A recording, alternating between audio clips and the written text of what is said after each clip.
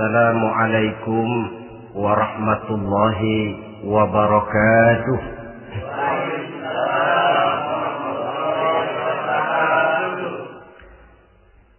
Alhamdulillahi rabbil alamin. Wassalatu wassalamu ala ashrafil anbiya'i wal mursalin, Sayyidina wa maulana Muhammadin wa ala alihi wa ashabihil mujahidin at-tahirin, amma ba'd. Saudara hadirin kaum muslimin rahimakumullah. Dalam kehidupan sehari-hari kita selalu berhadapan dengan dua hal yang berlawanan, dengan dua hal yang kontroversial kata orang sekarang, yang kita diharuskan memilih satu di antara kedua hal itu. Sejak kita bangun tidur sampai kita tidur lagi, selalu kita hadapi dua persoalan itu, yang benar dan yang salah, yang hak dan yang batil, yang pantas dan yang tercela, yang ma'ruf dan yang munkar. Persis seperti sebaik lagu yang lagi ngepop dan banyak dinyanyikan anak sekarang, madu di tangan kananmu katanya, racun di tangan kirimu. Tapi saya pikir-pikir, bagaimanapun kalau cuma sekedar madu di tangan kanan, racun di tangan kiri, adresnya jelas. Yang repot kalau kita sudah tidak tahu lagi mana yang madu, mana yang racun. Lebih celaka lagi di zaman sekarang, banyak racun mereknya madu. Kita terpedaya, kita terpesona, kita terpukau oleh racun yang bermerek madu ini. Kita minum dia, yang akibatnya rawan di dalam kehidupan kita. Sangat banyak racun-racun yang terpancang di sepanjang perjalanan hidup kita ini. Dan dua di antara racun kehidupan itu akan kita bicarakan pada pertemuan kali ini, yakni arak dan judi, minuman keras dan judi.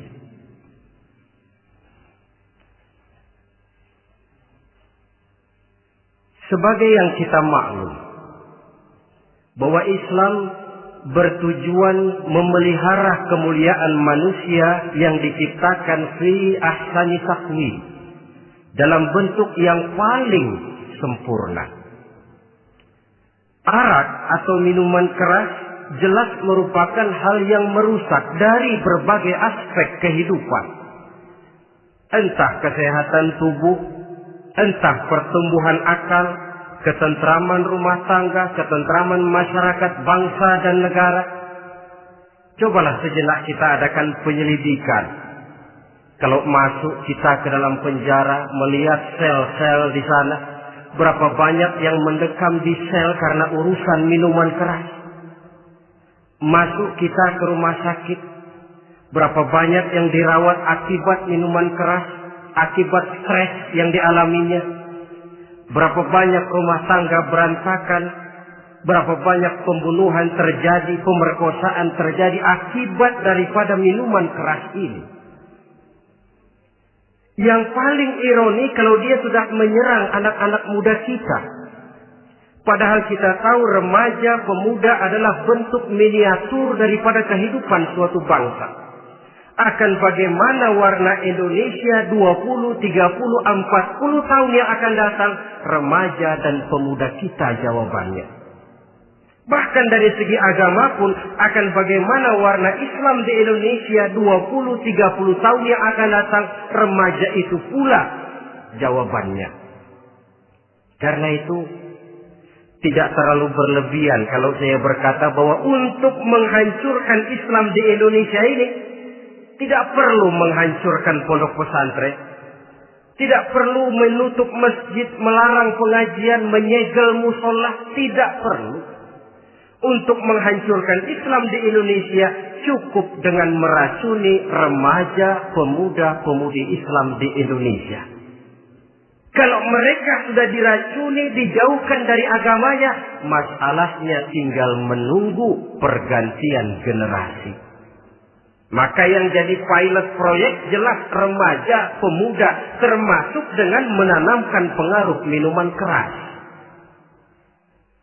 Ditanamkan ke tengah remaja kita untuk jauh dari tuntunan agama. Hei pemuda-pemuda Islam, kalau kau mau jadi pemuda modern, jangan dekat-dekat ke masjid. Masjid khusus 60 tahun ke atas. Sepertinya di depan masjid itu ada papan pengumuman masjid khusus 60 tahun ke atas. Baca Quran kolot. Seiring dengan itu lalu modernisasi diartikan dengan westernisasi. Kau tidak akan bisa jadi pemuda modern sebelum semua yang datang dari barat kau telan mentah-mentah. Kau harus bisa bergaul seperti orang barat, berumah tangga macam orang barat, makan minum seperti orang barat. Kalau nyanyi lagu barat yang orang lain gak ngerti, kamu juga gak tahu.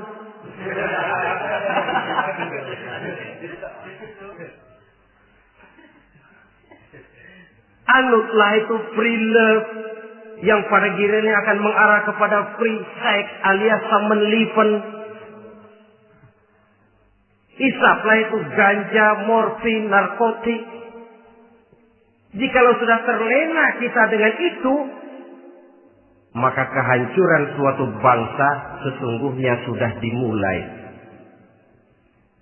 Penyakit minuman keras ini bukan cuma penyakit zaman ini. Masyarakat yang dihadapi oleh Rasulullah Sallallahu Alaihi Wasallam 14 abad yang lalu juga masyarakat yang kemaruk dengan minuman keras. Arab jahiliyah kalau sudah minum arak mabuk, tidak cuma minum, dia mandi pakai arak. Sistem pendidikan yang disampaikan Islam bijaksana. Mula-mula diberikan gambaran bahwa arak itu walaupun ada manfaatnya tapi ada bahayanya, dan bahayanya jauh lebih besar daripada manfaatnya. Tahap kedua diberikan pesan jangan mendekati sholat dalam keadaan mabuk. Padahal sholat 1 hari 1 malam 5 kali artinya makin jauh saja dia dari arak itu. Pada saat kondisi iman sudah memungkinkan, barulah turun vonis bahwa arak itu najis, perbuatan setan, jauhi. Yang ironi yang saya katakan tadi, racun mereknya madu. Kadang-kadang kita dibuai dengan iklan yang tidak mendidik. Saya pernah lihat ada iklan misalnya, Anda ingin modern, majulah bersama minuman ini. Atau minuman ini lambang pergaulan dunia yang maju. Modern diukur dari minuman. Yang jadi korban akhirnya remaja dan pemuda-pemudi kita. Saya teringat satu analisa dari Rasulullah Sallallahu Alaihi Wasallam. Beliau bersabda, Inna min asratis sa'ah. Sesungguhnya di antara tanda-tanda kiamat. Apa kiamat itu?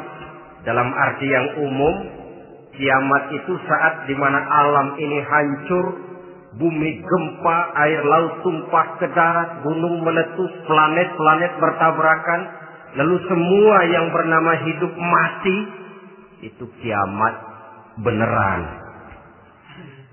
Saya nggak mau cerita kiamat beneran, sebab saya sendiri nggak kepengen ngalamin. Yang sering kita ngalami ini kiamat kecil-kecilan, kiamat mini. Apa kiamat mini itu? Hancurnya sendi-sendi kehidupan sosial. Maksiat merajalela, munkarat menjadi-jadi. Yang ma'ruf dianggap munkar, yang munkar malah menjadi ma'ruf. Yang salah disanjung-sanjung, yang benar dicaci maki. Tuntunan dianggap tontonan, tontonan malah jadi tuntunan. Kan kiamat kalau sudah begitu. Pencungkiran nilai. Kenapa hal semacam ini bisa terjadi? Penyebabnya kata Nabi, pertama ayyurfa'al ilmu. Ilmu diangkat oleh Allah. Bagaimana cara Allah mengangkat ilmu dan apa maksudnya itu? Allah mengangkat ilmu itu, saudara, caranya pertama dengan mewafatkan ulama. Makin banyak ulama wafat, makin banyak ilmu ditarik. Yang kedua, kurangnya minat orang untuk belajar agama. Kalau sudah klop macam itu, artinya agama sudah disudutkan ke pojok-pojok kehidupan. Agama cuma sekedar tinggal dekorasi. Agama cuma seminar, cuma kongres, cuma muktamar. Tapi bahwa agama merupakan realita dalam kehidupan, itu tidak pernah terwujud. Kalau ulama sudah tiada, minat orang belajar agama berkurang, maka ajaran Allah tidak lagi didengungkan orang. Dikala itu, wa yuzharul jahlu, akan muncullah kebodohan. Nampak kebodohan di mana-mana. Muncul permissive society, masyarakat yang merasa boleh hidup dengan kaidah serba boleh. Tidak ada halal, tidak ada haram. Tidak ada hak, tidak ada batil. Semuanya serba boleh. Kalau sudah begitu kondisi masyarakat, terjadilah apa yang dianalisa oleh Nabi. Dikala itu, wayaqsu zina. Zina dikerjakan berterang-terangan. Orang sudah tidak punya malu. Hidupnya sudah pakai prinsip punya kuping kebo. Punya muka tembok. Punya kulit badak. Kalau juga dikasih tahu, malu dong kau tinggal serumah belum nikah. Malu sama siapa? Masyarakat. Allah, masyarakat cuek aja.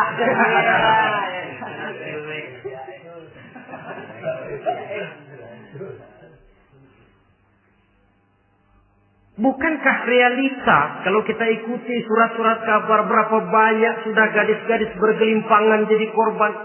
Berapa banyak bayi-bayi yang lahir ke alam ini tanpa harus tahu kemana dia mesti manggil bapak. Yang akhirnya mengalami keterakisan, dimasukkan ke dalam kantong plastik, dibuang ke tempat sampah. Kalau itu sudah terwujud, muncul efek negatif yang kedua. Wa yushrabal khamr. Arak, minuman keras jadi kebanggaan. Anak muda belum nyohor kalau belum bisa mabuk. Yang gak mabuk dianggap kolot. Kampungan loh. Bikin malu baru kena segelas aja udah miring. Cengeng. Temen kita hebat sampai nyungsep di got. Yang nyungsep hebat. Ya, kalau cuma yang hancur kehidupan pribadi. Tapi kalau sudah menyangkut masa depan, yang berarti masa depan suatu generasi adalah merupakan masa depan daripada suatu bangsa. Begitu kerasnya Islam ini melarang minuman keras. Sampai bukan cuma sekedar meminumnya saja yang diharamkan, tetapi juga dilarang mengimportnya, memproduksinya, membuka warung yang menjual minuman keras atau bekerja di tempat penjualan minuman keras. Ada juga yang nyerempet-nyerempet, Pak, kalau sedikit kan nggak apa-apa, nggak mabuk ini. Nah, saya ingatkan hadis Nabi diriwayatkan oleh Imam Ahmad, Abu Daud dan Tirmidzi. Nabi bersabda, "Ma askara katsiruhu faqaliluhu haramun." Apa yang banyaknya menyebabkan mabuk, sedikitnya pun tetap haram hukumnya. Memang barangkali mungkin ada manfaatnya, tetapi bahayanya jelas lebih besar ketimbang manfaat yang bisa timbul daripada jenis minuman keras itu sendiri. Dalam hadis lain Nabi pesankan, "Man kana yu'minu billahi wal yaumil akhir fala yaq'udu ala ma'idatin taduru 'alaiha al-khamru. Siapa yang beriman kepada Allah dan beriman kepada hari akhirat, jangan dia duduk di dalam satu pertemuan yang di dalam pertemuan itu diedarkan minuman keras. Masuk ke dalam lingkungan macam itu saja tidak diperkenankan. Kenapa? Asyariku fi syarri syarrun. Bersekutu dengan kejahatan, jahat juga hukumnya. Semalam kamu mabuk ya? Enggak, temen. Saya cuma ngebeliin aja kok. Apalagi ngebeliin.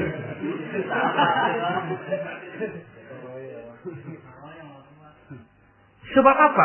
Dalam keadaan mabuk, orang tidak lagi bisa berpikir secara logik. Daya kontrol hilang, artinya perbuatan sudah tidak terkontrol lagi. Yang pertama. Yang kedua, IQ tidak akan tumbuh dan berkembang secara normal seperti yang kita harapkan. Yang ketiga, harga diri akan runtuh hancur di tengah masyarakat. Bayangkan kalau tengah malam kita digotong orang, diantar ke rumah kita. Dengan kondisi macam itu masih punya muka kita untuk tegak di tengah masyarakat. Masih punya harapan kita untuk tumbuh menjadi pemimpin sementara orang terkenang. Ini kan yang kemarin malam gua gotong, dia lagi mabuk. Harga diri, kepribadian. Jangan lupa saudara, kita hidup di tengah masyarakat. Masyarakat itu punya hukum yang tidak tertulis, tapi lebih kuat dan lebih kejam daripada hukum tertulis. Orang bilang, sekali arang tercoreng di dahi, seumur hidup orang akan tetap ingat. Makanya Rasulullah dalam hadis memberikan tamsil untuk adik-adik remaja muslim ini, masalul mu'min kamasalin nahli. Perumpamaan orang yang beriman itu persis seperti tawon. Mentalitas orang mukmin persis tawon. Apa mentalitas tawon? Kalau kita ngaji bab tawon, kita renungi apa keistimewaan tawon. Saya lihat-lihat, ternyata tawon itu punya 4 keistimewaan. Pertama, tawon itu yang dihisap selalu saripati bunga. Bagus makanannya. Belum pernah tawon keliru makan. Saya belum pernah dengar kok ada tawon makan tahu.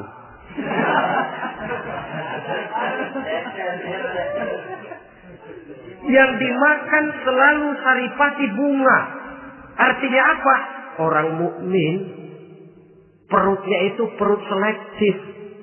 Yang dimakan yang baik-baik, yang diminum yang baik-baik. Yang baik menurut agama itu adalah yang halal, thayyibat. Perutnya selektif, bukan perut asbab. Kalau asbab puntung apa saja masuk ke dalamnya. Tapi mukmin perutnya ini selektif. Daging kambing masuk, tahu masuk, kangkung masuk, kodok minggir. Air kelapa minum, kopi minum. Tapi kalau sudah berbau minuman keras, minggir. Sebab apa? Makanan dan minuman yang kita masukkan ke dalam perut besar ini akan digiling dalam perut besar, akan melahirkan energi, menggerakkan sel-sel pembuluh saraf. Kalau makanan dan minuman itu terdiri dari yang haram, energi yang ditimbulkan olehnya energi yang haram, mempengaruhi sel-sel pembuluh saraf. Orang akan cenderung berpikir yang haram kalau terlalu sering memakan makanan haram. Kalau sudah berpikir kepada yang haram, perbuatan pun akan mengarah kepada yang haram juga. Contoh kecil aja dah. Ada nggak maling mikirin majelis taklim? Karena yang dimakan lebih banyak yang haram, yang dipikir paling-paling nanti malam rumah siapa lagi nih ya? Sudah mengarah ke sana.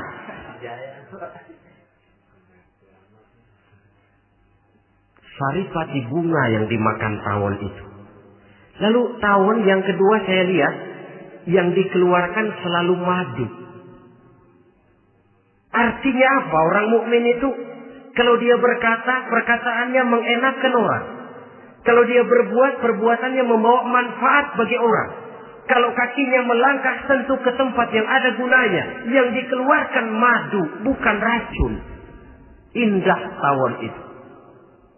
Yang ketiga, tawon saya lihat, kemanapun dia hinggap, tidak ada dahan patah. Artinya apa? Orang mukmin dimanapun dia tinggal, kemanapun dia pergi, pantang jadi biang kerok buat lingkungannya. Pantang menimbulkan kerusuhan dan keonaran. Tidak ada cabang patah dimanapun tawon hinggap. Tapi juga yang keempat, saya lihat-lihat tawon itu, jangan coba-coba diusik. Satu kali dia diusik, kemana orang lari? Nyilem masih ditungguin. Tawon. Tapi kalau nggak diusik, nggak ada tawon usil ke pasar nyariin orang. Ketika dia diusik, inilah saatnya saya harus mempertahankan kehormatan diri saya. Dia pun bangkit. Artinya apa? Orang mukmin tidak boleh nyari-nyari musuh. Tapi ketemu musuh tidak boleh lari. Musuh jangan dicari. Bertemu pun jangan lari. Mentalitas orang mukmin seperti tawon. Yang dimakan baik. Yang dikeluarkan baik. Kemana dia tinggal tidak menimbulkan keonaran buat masyarakat. Tapi juga sanggup menjaga dan mempertahankan kehormatan dirinya. Kalau konteksnya dengan masalah yang sedang kita bicarakan, minuman keras. Saya katakan tadi, kita kadang-kadang salah pilih. Tertipu oleh racun yang bermerek madu. Ada minuman empuk, nyari yang keras. Salah pilih. Ketahuan orang bikin pel buat anjing. Manusia yang nelen. Akhirnya miring kayak anjing. Saudara, mari kita renungi An-Nisa ayat 140. Allah Subhanahu wa ta'ala mengingatkan, "Qad nazzala 'alaikum fil kitab أن إذا سمعتم آيات الله يكفر بها ويستهزأ بها فلا تقعدوا معهم حتى يخوضوا في حديث غيره إنكم إذا مثلهم." Sungguh kata Allah, telah diturunkan kitab Al-Quran ini kepada kamu, yang apabila kamu dengar ayat-ayat Allah itu diingkari orang, diejek-ejek orang, fala taqudu ma'ahum, jangan kamu duduk bersama orang-orang semacam itu. Bagaimana mengejek ayat-ayat Allah misalnya? Tahu kalau minuman keras itu diharamkan, tapi masih minum juga, itu kan mengejek ayat namanya. Duduk di majelis semacam itu dilarang oleh Quran. Kenapa? Innakum idzam misluhum. Kalau kamu juga duduk di majelis semacam itu, kau dan mereka sama saja, kata Quran. Sama saja. Tahu kalau minuman yang memabukkan itu diharamkan agama, tapi minumnya juga mengejek ayat Allah. Duduk di tengah kelompok mereka berarti ikut mengejek ayat Allah. Dekat saja pun jangan, entahlah lagi sampai meminumnya. Maaf, bukankah Allah menurunkan Al-Quran kepada manusia, kata Imam Al-Ghazali, persis, maaflah, seperti gubernur bikin surat kepada Pak Lurah. Dalam suratnya Pak Gubernur bilang, Pak Lurah, tolong carikan tanah di daerah Kebayoran untuk sekolah 6.000 meter. Pak Lurah dapat surat dari Pak Gubernur, bangga bukan main. Itu surat sore, pagi, siang, malam dibaca. Ditaruh di tempat yang tinggi. Diberikan minyak wangi, mau diambil, dicium dulu. Dibawa dengan penuh hormat dan hati-hati Tapi tanah yang dipesan Pak Gubernur tidak dicari-cariin. Penghargaan macam apa ini? Nanti Gubernur cek, Pak Lurah, siapa? Sudah terima surat saya? Sudah Pak, sudah. Bagus. Lalu bagaimana? Aduh Pak, surat Bapak sore pagi siang malam saya baca. Bagus. Apalagi Lurah? Surat Bapak saya taruh di tempat yang tinggi Pak. Saya pakai minyak wangi. Mau saya ambil, saya cium dulu. Saya bawa dengan penuh hormat dan hati-hati. Bagus Lurah. Kau memang hormat sama atasan. Cuman Lurah, tanahnya udah dicariin belum? Nah yang itu belum tuh Pak. Belum. Kata Gubernur, bagus Lurah. Besok berhenti lo ya.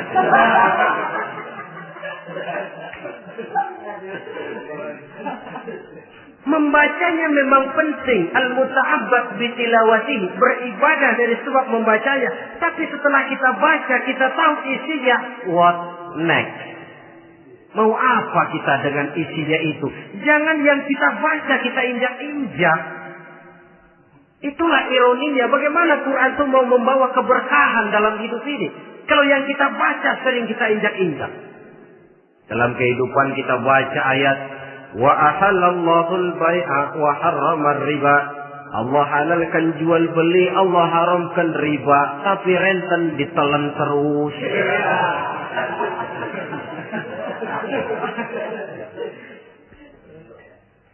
Kita baca ayat wa'tasimu bihablillahi jami'an wa la tafarraqu.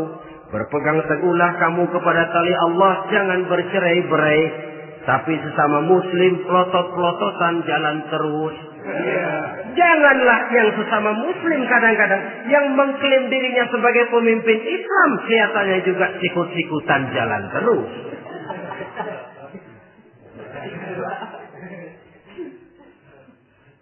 Sehingga tidak heran kalau orang bilang di bawah ngamalin ayat kursi sudah sampai di atas ayat hilang, tinggal kursi saja yang diamalin. Ironi dan menyedihkan. Perjalanan panjang memang saatnya kita menunggal dengan Al-Quran ini. Tetapi prosesnya memang harus kita mulai dari sekarang. Perkara kapan proses ini selesai, itu bukan masalah kita. Tapi bahwa kita sudah memulai suatu proses, itulah yang diharapkan. Hadirin yang saya hormati. Oleh karena kerasnya peringatan Islam terhadap minuman keras. Pernah satu hari seorang lapor kepada Khalifah Umar bin Abdul Aziz bahwa ada sekelompok orang berkumpul meminum minuman keras. Kata Khalifah Umar bin Abdul Aziz, zerah mereka, hukum, cepat. Ya Khalifah, kenapa? Di tengah mereka ada juga orang yang Ramadan biasa puasa. Begitu, iya, yang biasa puasa duluan hukum. Kenapa? Mengerti memang lebih besar resikonya daripada tidak mengerti. Kalau yang tidak mengerti dilatar belakangi oleh kebodohan, barangkali masih bisa ditolerir, masih bisa dimaklumi. Ini toh sudah tahu mau puasa, kenapa berkumpul di majelis yang ada minuman keras? Tapi memang kelompok ini kan memang selalu ada. Kita lihat dalam masyarakat itu kan ada 4 kelas. Pertama, ada orang yang tahu perintah dan tahu larangan. Ini the first class, kelompok terbaik. Perintah tahu, dia kerjakan. Larangan tahu, dia jauhi. Ini orang terbaik. Yang kedua, ada orang tahu perintah tapi tidak tahu larangan. Perintah tahu, larangan tidak tahu. Sholat mau, puasa mau, zakat fitrah bayar, nyolong mau, mabuk ayo. Perintah tahu tapi larangan tidak tahu, akhirnya semua dikerjain. Barangkali yang rada bingung malaikat bagaimana nyatatnya ini, kotor absen. Gelas yang ada di hadapan saya ini, kalau semua diisi air putih macam ini, kan jelas bisa diminum orang. Kalau semua diisi bensin, jelas bisa diminum motor. Tapi kalau separuh diisi air putih, separuh diisi bensin, kacau. Kalau gelas yang ada di hadapan saya ini sepenuhnya diisi air putih, jelas bisa diminum orang. Kalau sepenuhnya diisi bensin, juga jelas bisa diminum motor. Yang repot kalau separuh diisi air putih, separuh diisi bensin. Kacau statusnya. Orang minum mabok, motor minum pun mogok. Dijual juga tidak laku barang campuran. Inilah makna pernyataan Allah, وَلَا تَلْبِسُوا الْحَقَّ بِالْبَاطِلِ. Jangan kamu campur adukan antara yang hak dan yang batil. Perintah dikerjakan, larangan pun dikerjakan juga. Kelompok ketiga, ada pula manusia yang tahu larangan tapi tidak tahu perintah. Larangan tahu tapi perintah tidak tahu. Jahat sama tetangga tidak, mencuri tidak, mabuk tidak, zina tidak, sholat tidak, puasa tidak, polos. Semua serba tidak. Dan yang terakhir, kelompok keempat, perintah tidak tahu, larangan pun tidak tahu. Ini masuk kelompok makhluk gratis. Misalnya kambing, ayam, kerbau, itu kan makhluk-makhluk yang memang perintah tidak tahu, pun larangan juga tidak tahu. Nah, dalam hubungannya dengan ini, saya mengajak, marilah kita berusaha sekuat mungkin menjauhkan diri dari minuman keras yang jelas bahayanya dengan hidup tidak jauh dari bimbingan agama. Hadirin kaum muslimin rahimakumullah. Kawan seiring dan sejalan dari minuman keras, judi namanya. Saudara kembar barangkali. Yang satu sering menimbulkan yang lain, tetapi bukan tak jarang keduanya berjalan berdampingan. Posisi judi dan arak ini dalam Quran sama bahayanya. Apa sebab? Mentalitas judi adalah mentalitas sirkel, lingkaran setan. Artinya, yang menang biasanya ketagihan, yang kalah biasanya penasaran. Ini yang menyebabkan orang tidak mau berhenti. Kalau dia menang, dia ingin mencoba untuk menang dalam jumlah yang jauh lebih besar lagi. Kalau dia kalah, dia penasaran, kenapa hari ini kalah? Barangkali sial, besok malam saya tebus. Mental semacam ini memang sulit untuk berhenti. Kenapa judi diharamkan dalam Islam? Pertama, seorang muslim di dalam berusaha mencari harta, dia harus mengikuti sunnatullah.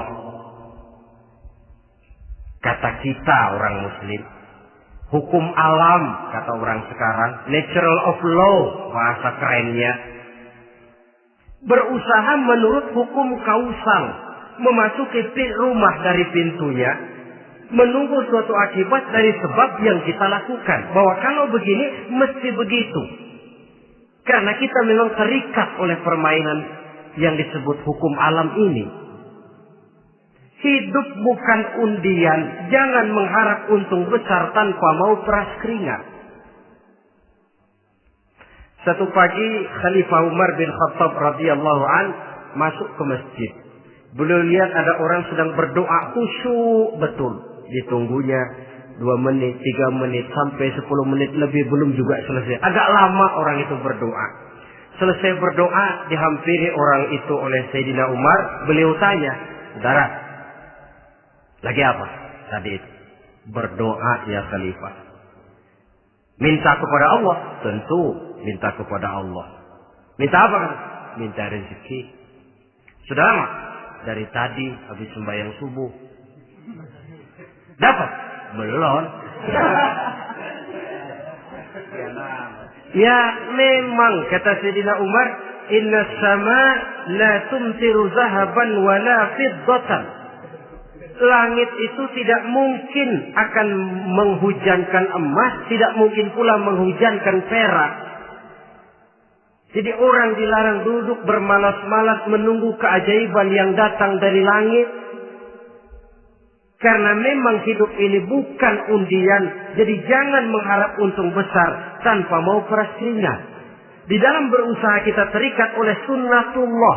Kalau begini sebab penyebabnya, akan begini akibat yang ditimbulkannya. Yang kedua, Islam menjadikan harta manusia itu sebagai benda berharga yang dilindungi. Mengambilnya dengan judi termasuk memakan harta orang lain dengan cara yang batil. Yang ketiga, judi itu sendiri dapat menimbulkan permusuhan dan pertentangan antara para pemain itu sendiri. Meskipun kelihatannya kompak duduk dalam satu meja yang saling berhadap-hadapan, yang kalah kelihatannya pasrah, tetapi kan itu cuma kulit permukaan. Batinnya bagaimanapun juga yang kalah itu tetap mendendam.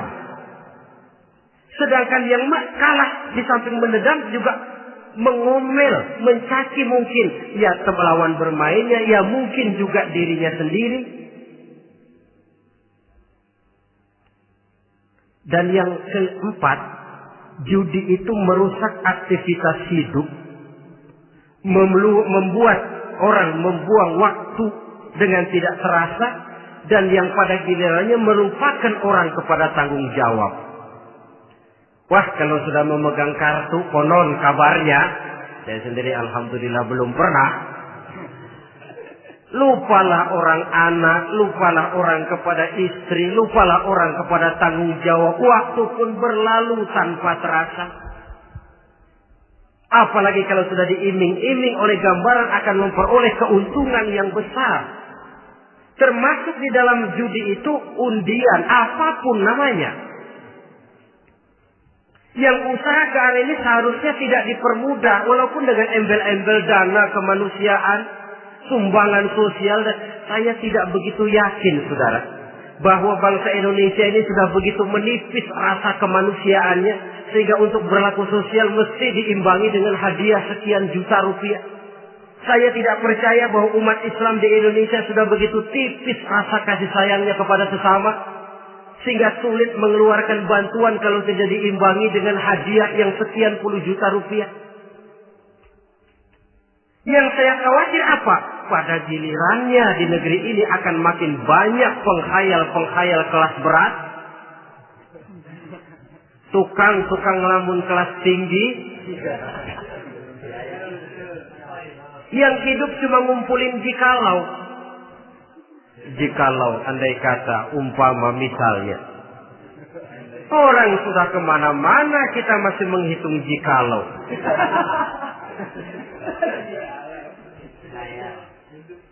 Orang boleh saja mengharap burung terbang tinggi, tapi punai di tangan jangan dulu dilepas.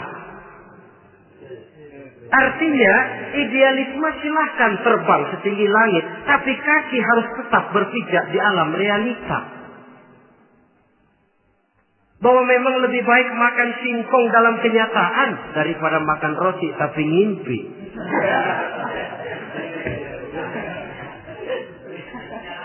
Kadang anaknya menangis, Pak minta jajan, ada uang 200 rupiah. Sudahlah sabar, kau jangan jajan, nanti bapak beliin kalau tembus 100 juta nih. Akhirnya yang 100 juta tidak, anak pun kelaparan. Bukankah akan jadi masalah bagi semuanya? Belum lagi rasa sayang kepada harta yang sudah dia miliki. Entah itu tanah, rumah, kendaraan. Kalau sudah kadung kalah di meja judi, hilang rasa sayang kepada benda itu. Ada rumah-rumahnya dilelang, ada kendaraan-kendaraan jadi taruhan. Ada jam tangan pun copot tanpa terasa. Maka berapa banyak rumah tangga berantakan, istri minta cerai, orang jadi nekat merampok, orang jadi nekat mencuri, korupsi kalau dia pejabat. Akibat apa ini? pengaruh yang namanya judi. Saudara kaum muslimin, ma'asyiral muslimin rahimakumullah. Itu sebabnya di dalam surah Al-Maidah ayat 90 Allah menekankan, innamal khamru wal maisir wal ansab wal azlam rijsun min amali syaitan fajtanibuhu la'allakum tuflihun. Sesungguhnya arak, judi, berhala, mengundi nasib itu rijsun. Ya Allah, jarang benar Quran menggunakan kalimat rijsun. Rijsun ini sudah merupakan puncak kekotoran. Bapak moyangnya najis, itu rijsun. Rijsun, kotor. Sudah kotor ditambah pula min amali syaitan, pekerjaan setan. Wajtanibuhu, jauhi. Jangan sampai main, dekat saja tidak boleh, jauhi. La'allakum tuflihun, jikalau kamu mau menjadi orang-orang yang beruntung. Sejarah tidak pernah mencatat ada orang jadi miliuner karena judi. Sejak David Rockefeller sampai Aristotle Onassis, orang-orang kaya top di dunia, mereka kaya bukan karena judi, tapi karena kemauan peras keringat, banting tulang, mau memulai sesuatu dari kenyataan yang real di depan mata. Sebab apa? Hidup ini memang perjuangan. Janganlah kita ingin hidup dengan satu prestasi, ingin tetap hidup seperti apa adanya sekarang ini saja, toh kita harus berjuang. Apalagi ingin hidup lebih baik, lebih terhormat, lebih mudah. Hidup perjuangan. Perjuangan berarti pengorbanan. Berani hidup artinya berani berjuang. Berani berjuang maksudnya rela berkorban. Takut berkorban, jangan berjuang. Tidak mau berjuang, berhenti hidup. Itu logika. Dan bagaimanapun saya yakin lebih baik berkorban daripada menjadi korban. Kalau sekarang kita berkorban, peras keringat, banting tulang, berusaha secara sunnatullah untuk menghidupi anak, istri, keluarga, pada satu saat kita tidak akan menjadi korban kebrutalan anak-anak kita sendiri. Kalau mereka dibesarkan dan tumbuh berkembang oleh hasil yang diperoleh dari meja judi. Ayat 91 Al-Maidah ini lebih memperkuat lagi. Kalau itu arak,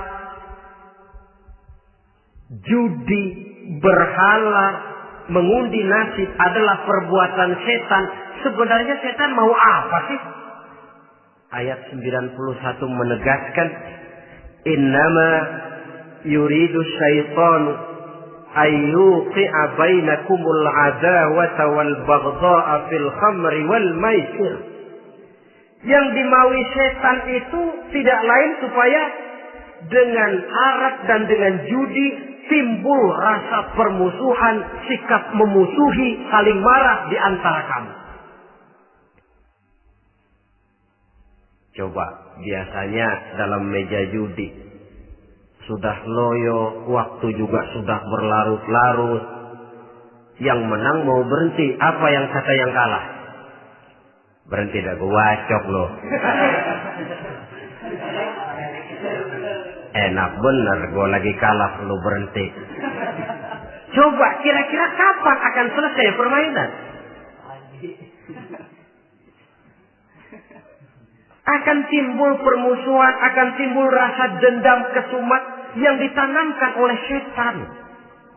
Karena memang baik arak, baik judi, baik berhala, baik mengundi nasib, itu semua permainan-permainan setan yang diberikan kepada kita untuk kita ikut andil bermain di dalamnya. Tatkala kita ikut terkena jerat setan, tertawalah mereka. Kenapa? Oh, makin banyak teman saya di neraka. Maaf, setan itu kan sudah tahu vonisnya. Ketika dulu di dengkotnya yang namanya iblis terusir dari surga, itu bikin semacam perjanjian dengan Allah. Tuhan, kenapa ini? Gara-gara Adam saya terusir dari surga. Maka sejak saat ini Adam dan seluruh keturunannya adalah musuh bebuyutan saya. Saya akan gelincirkan mereka dari jalan. Silahkan iblis, goda mereka. Tapi kau tidak akan mungkin bisa menggoda mereka kalau hamba-hambaku itu menjadi hamba yang ikhlas. Hanya hambaku yang ikhlas yang tidak mungkin kamu goda. Yang lain barangkali bisa. Sejak saat itulah iblis memproklamirkan permusuhan. Dan dia sudah tahu betul vonisnya neraka. Tugasnya sekarang bagaimana mengumpulkan teman sebanyak-banyaknya ke dalam neraka. Hamba Allah saja yang tidak tergelincir kepada minuman keras dan judi. Hamba Allah yang ikhlas itu bagaimana? Yang ikhlas menjadi hamba Allah. Dalam arti kata dan perbuatannya memang mencerminkan bahwa dia hamba Allah. Maaf. Di zaman sekarang ini kan banyak orang cuma berkata, saya hamba Allah, mulutnya. Tapi perbuatannya membuktikan dia hamba setan, hamba dunia, hamba harta, budak jabatan, budak nafsu. Tidak sesuai antara ucapan dan perbuatan. Sebab itu kata-kata hamba Allah kalau keluar dari mulut manusia itu murah. Soalnya ngaku. Ngaku siapapun bisa. Tapi diakui atau tidak? Ini yang kita belum tahu. Ada juga orang berdalih, saya kan masang kalau dapat nanti mau nyumbang masjid. Barangkali aja kalau nyumbang masjid disoriin dikit sama Tuhan.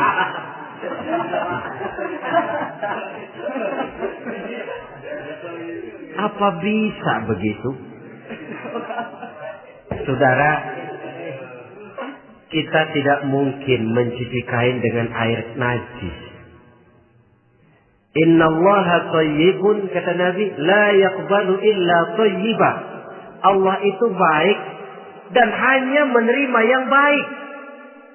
Bahwa dalam Islam tujuan yang baik harus dicapai dengan prosedur yang baik. Bahwa niat menyumbang masjid bagus, tapi hasil daripada judi atau undian tidak akan menyampaikan kita kepada tujuan itu. Tidak boleh mencuri kain walaupun niatnya untuk sholat. Kalau nyolong kain niatnya buat sembahyang, dimaafin kali. Walaupun sholatnya sah, mencuri kainnya tetap saja dosa. Islam tidak menghalalkan segala cara untuk mencapai suatu tujuan. Bahwa tujuan yang baik harus dicapai dengan cara yang baik juga. Dan penyakit judi ini juga bukan penyakit baru. Sejak dulu. Masa jahiliyah judi mereka. Saya kira kalau Las Vegas, kota judi Amerika saja barangkali masih kalah dengan cara judi jahiliyah dulu. Mereka kalau sudah judi itu uang. Habis uang, ada punya tanah, pasar, taruhan. Habis tanah, ada rumah, rumahnya di pasar. Apalagi yang ada? Ternak unta dipertaruhkan. Harta habis, rumah ludes, kebun binasa. Ada istri juga dipasangin. Judi.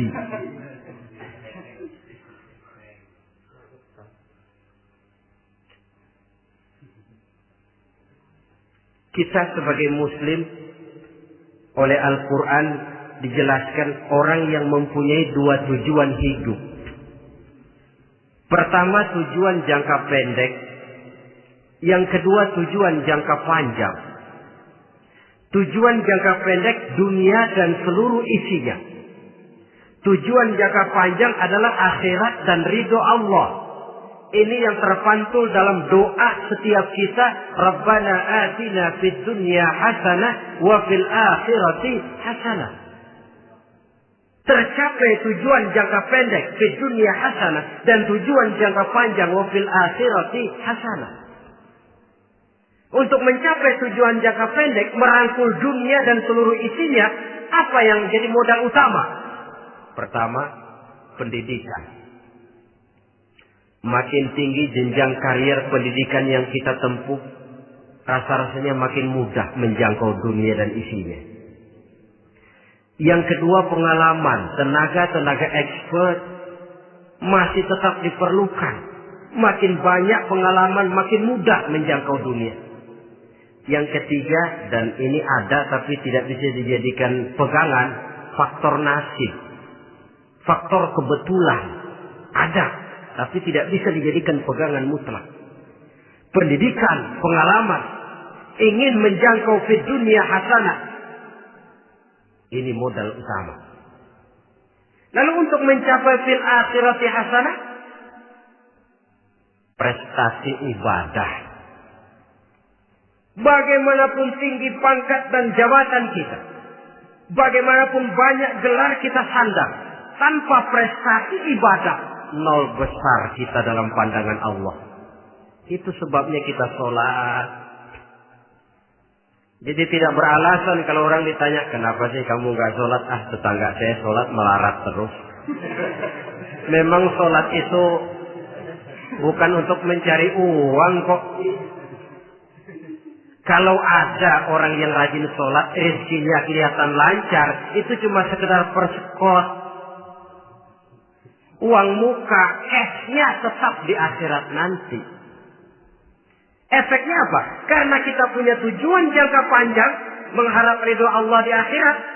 Cara kita mencapai tujuan jangka pendek dibatasi oleh pertanyaan, Allah ridho apa enggak?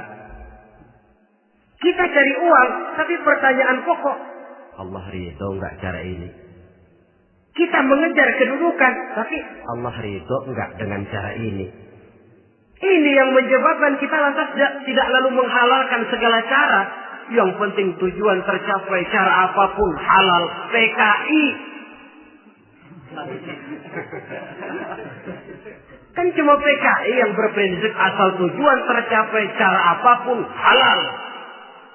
Dan kita sudah sepakat PKI dan seluruh ajarannya tidak berhak hidup di bumi Pancasila ini. Cuma jangan sekedar PKI-nya dikutuk tapi ajarannya dipakai.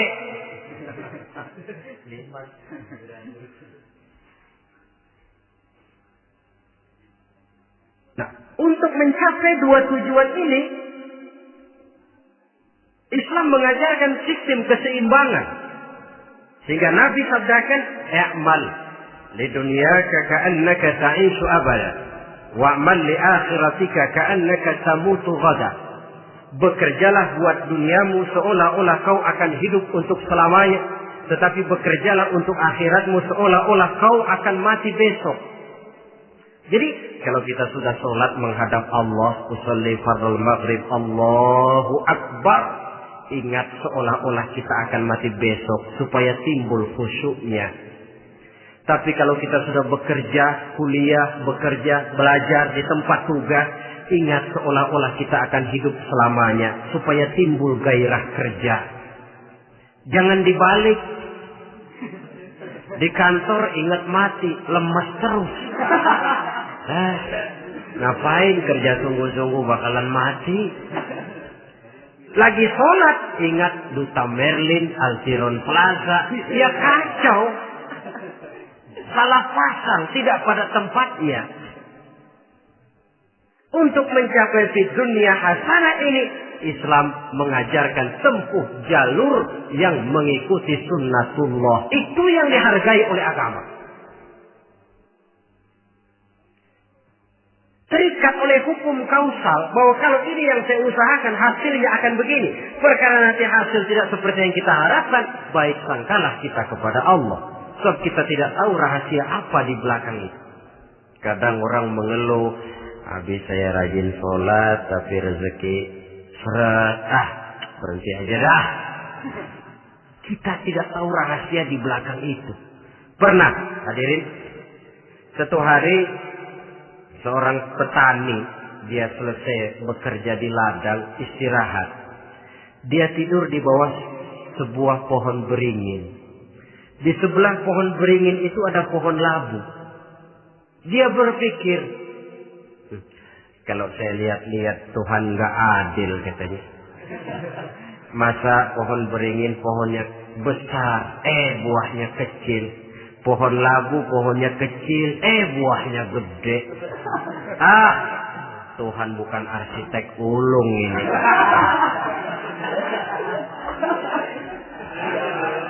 Mestinya supaya enak dilihat, beringin yang pohonnya besar buahnya sebesar buah labu. Pohon labu yang pohonnya kecil buahnya kecil saja sebesar buah beringin. Tidak adil Tuhan. Baru dia selesai berpikir Tuhan tidak adil, jatuh sebutir buah beringin tepat menimpa hidungnya. Dia terkejut. Astagfirullahaladzim. Kalau begitu saya sadar katanya, Tuhan benar-benar adil. Coba kalau buah beringin segede buah labu. Waduh, kayak apa muka saya ini?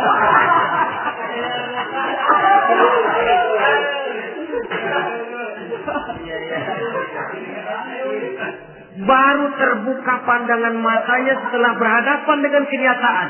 Baru keluar respek. Allah benar-benar adil. Padahal semenit yang lalu dia masih berkata, Tuhan bukan arsitek ulu.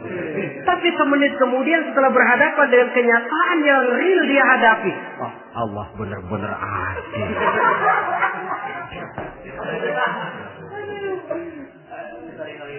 Itulah kehidupan ini.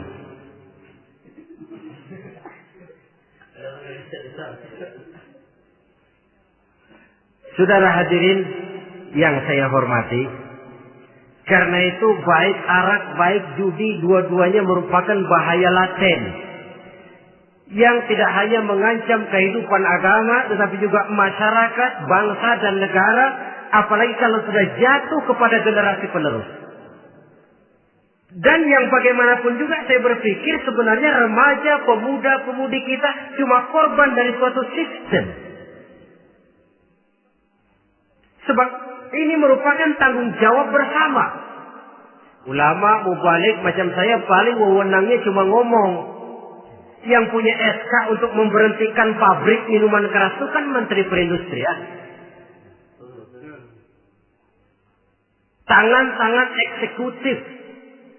Sehingga kalau Nabi katakan, Man ra'a minkum munkaran falyughayyir biyadihi wa illam yastati' fa bilisanih wa illam yastati' fa biqalbihi. Apabila salah seorang kamu melihat suatu kemunkaran, termasuk minuman keras dan judi di dalamnya, rubah itu. Dengan cara apa? Kalau kau mampu dengan tangan, artinya power, kekuatan. Kalau dengan tangan tidak mampu, ini orang kalau gue pukul gue yang melintir. Umpamanya, fabilisani, dengan lidah ngomong. Mas, saya senang sampean tinggal di sini, kampung kami tambah warga, tapi tolonglah jangan bawa pengaruh yang tidak baik. Kalau ternyata bicara pun tidak berani, fabiqalbi, cukup dalam hati, sekurang-kurangnya tidak ikut membenci kemungkaran dalam hati, itulah kadar iman yang paling lemah. Ini secara umum. Tapi kalau hadis ini kita mau adakan semacam, katakan description of job, bahasa kerennya, kita adakan pembagian tugas. Siapa yang harus merombak kemungkaran dengan power? Penguasa, pemerintah, sebab dia punya aparat. Siapa yang merombak kemungkaran dengan lidah? Ulama, kiai, mubalik, ngomong. Siapa yang hanya merubah kemungkaran dalam hati? Kita umumnya rakyat lemah ini. Yang mau ngomong gak berani, tapi hati pegel.